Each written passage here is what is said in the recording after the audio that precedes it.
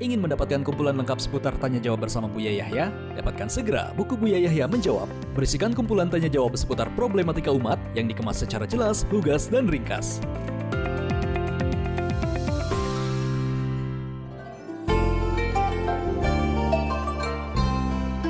Assalamualaikum Buya, saya hamba Allah, izin bertanya. Saya istri kedua dari suami saya, saya istri kedua dan saya sedang mengandung, tapi suami saya menyuruh saya untuk menggugurkan, Buya. Apakah saya berdosa karena tidak mau untuk ikut perintahnya, dan dia sekarang marah sama saya, Buya, dan mengancam ingin tinggalkan saya, apa yang harus, sedangkan kandungan saat ini sudah masuk usia 4 bulan, Buya. Bismillah, subhanallah. Seharusnya kan bersyukur ya. Biarpun sirri, mungkin dia khawatir. Mungkin gini loh ya, Anda bantu suami untuk bisa tenang dengan itu semuanya. Mungkin karena kami himbau kepada siapapun ya, masalah nikah sirri itu sehendaknya para wanita itu tidak gampang dinikahi sirri, karena khawatirnya ke depan ada hal-hal yang tidak diinginkan, jadi susah menyelesaikannya. Cuman kita pun juga tidak bisa pungkiri kadang pilihan juga, atau satu-satunya jalan untuk menyelesaikan permasalahan wanita yang mungkin sudah cocok dan dia belum ada jodoh, kemudian sang laki-laki punya kebutuhan satu sisi dan banyak hal. Justru kalau mungkin harus terang-terangan, tidak sirri, karena memang sudah punya suami, punya istri dan seterusnya. Banyak permasalahan di balik. Artinya ada sebagian wanita yang memang rela dinikahi sirri, memang dia hanya cukup untuk agar tenang hatinya saja, bukan untuk mengharap yang lain-lain macam-macam. Maka himbauan kami adalah, pertama, hendaknya wanita menikah dengan terang-terangan tanpa sirri. Cuma kalau kita melihat wanita nikah sirri juga tidak bisa disalahkan. Kita tidak tahu kebutuhannya seperti apa. Yang perlu disesalkan mereka yang berzina. Yang berzina itu loh yang naudzubillah. Justru kami ingin memberitahu kepada yang biasa dengan zina itu, nikah itu gampang ternyata, mudah, supaya tidak naudzubillah melakukan dosa. Baik. Kemudian yang harus dicermati dalam kasus semacam ini, kok setega itu seorang bapak akan menggugurkan anaknya. Jadi ketegaannya ini harus kita lacak dong. Mungkin karena tekanan yang kuat, misalnya terlalu khawatir, ya kan, terbongkarnya kisah pernikahan ini. Maka jika memang begitu kasusnya, Anda sebagai seorang istri berikan jaminan kepada sang suami, nggak ada masalah, saya akan tetap dengan posisi kesabaran saya, ketabahan saya. Seperti komitmen Anda pertama di saat Anda mau dinikahi dengan nikah siri. Mohon maaf loh, laki-laki mau menikah siri itu bukan serta-merta rayuan dari laki-laki, bukan. Karena mungkin wanita tuh terlanjur menyanggupi sehingga laki-laki yang semula tidak mau akhirnya menjadi mau. Karena apa? Ini peluang bagi saya yang saya punya hajat, atau mungkin untuk menolong, atau macam-macam, dan perempuannya tidak banyak menuntut sehingga menjadi melangkah. Dan kalau sudah terjadi, nggak ada yang perlu saling disalahkan, tinggal bagaimana menjaga semuanya dengan baik. Kalau seandainya datang kepada kami laki-laki itu mungkin disalarang, jangan begitu. Kalau ada seorang perempuan datang ke kami, kalau masih bisa ya jangan begitu. Cuman semuanya sudah terjadi, tidak perlu saling menyalahkan. Baik, kemudian jika Anda ternyata tidak mau karena sudah menjelang 4 bulan, nggak dosa kepada suami, karena nggak boleh patuh kepada manusia di dalam irama melanggar Allah. Biarkan dan rawat itu anak, dan ingat Anda tetap dengan komitmen Anda, biarpun perilaku suami Anda tidak baik. Misalnya suami Anda menjadi berubah karena Anda tidak mau mematuhi peraturannya, Anda pun tidak boleh merubah perilaku Anda, komitmen Anda yang tetap menjadi sirri.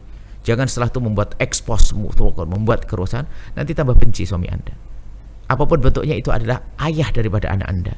Anda dengan kesabaran, nanti Anda akan memetik buah itu semuanya, kebaikannya.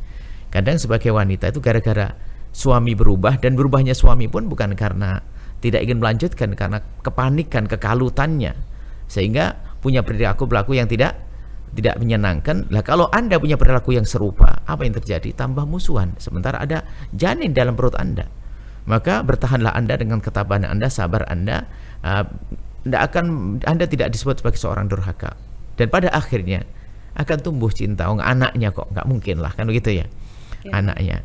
Jadi Anda jaga saja komitmen Anda tetap karena apa? Mungkin dia ketakutan sehingga dia harus menyuruh untuk menggugurkan. Dan kepada kaum pria lah, ya jangan sampai seperti itulah. Menggugurkan tidak gampang, apalagi dia istri kedua, istri siri.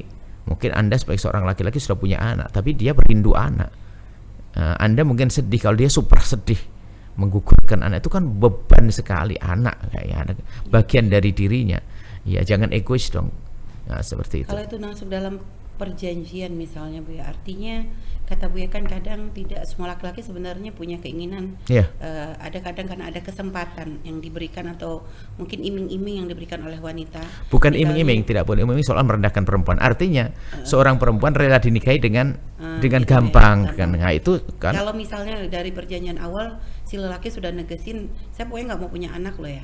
Artinya sudah negesin, artinya kalau nanti sampai ada kehamilan, suami itu memang tidak akan bisa menerima. Itu kayak gimana Bu ya? Kalau boleh nggak Bu ya? Kalau maksud saya nggak pengen punya anak ya, kemudian sang wanita menyanggupi dan sudah berusaha, misalnya, biarpun pernikahan kan tidak begitu, berarti khawatir main-main kan itu ya. Itu apa termasuk kayak nikah kontrak begitu bukan? Oh enggak, karena mungkin ada faktor lainnya. Cuman ya orang menghindari kehamilan kan dalam keadaan yang tidak darurat kan juga tidak diizinkan. Tidak dibolehkan, ya. Biarkan mengalir begitu saja. Jadi gini. Kalau wanita, kalau sudah misalnya ya tidak menikah, kenapa sebabnya? Mungkin kekhawatiran saya ini, ya sudah berusaha misalnya, ya kan? Kemudian tiba-tiba kok hamil, itu kan bukan di luar kendali seorang perempuan ya. Ya kalau bila betul tuh hamil jangan digauli kan. Dia juga menggauli normal dan sebagainya. Kemudian kok hamil ya hendaknya semuanya itu ada diskusi yang baik. Maka bagi wanita itu kayaknya jangan buru marah-marah dulu. Karena seorang suami mungkin panik karena takut ya, mohon maaf, emosi marah dengan keluarganya, anak-anaknya mungkin sudah ada dan sebagainya. Nafkah juga, tinggal yakinkan bahasanya urusan nafkah yuk kita cari bersama, nggak usah pusing. Yakinkan. Apakah boleh Bu ya kayak seperti itu dijadikan kayak taklik nikah gitu Bu ya? Misalnya kalau nanti kamu sampai punya anak ya kamu tercerai. Seperti itu apakah sah Bu ya? Iya, karena taklik dengan apa saja sah. Tapi tidak diperkenankan. Iya, tidak boleh dong kok main-main nikah. Iya, termasuk istri. Baik, Masya Allah. Memang kalau memang kesepakatan berusaha, sudah berusaha misalnya ada wanita nggak ingin hamil juga, bukan sekedar laki-laki, karena sudah punya anak dan sebagainya, maka ya sah saja. Kalau tiba-tiba hamil itu gimana? Ya tidak usah lagi nih loh, pokoknya jangan segala sesuatu jadikan bahan untuk permusuhan. Hamil ya sudahlah dirubah dari semula yang tidak berharap, ya sudahlah ini karunia. Iya. Baik.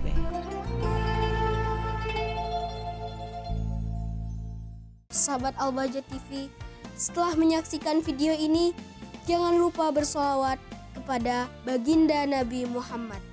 Shollu ala Nabi Muhammad. Allahumma sholli alaihi wa ala alihi wa sahbihi.